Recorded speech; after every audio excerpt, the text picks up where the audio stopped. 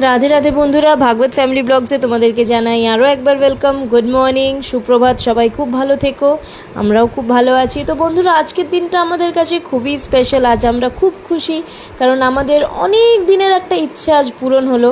সেটা হলো গিয়ে, আমরা সবসময় চেয়েছি যে আমরা নাম জপ করব, কিন্তু কোনো কারণে অনেক কিছু বাধা।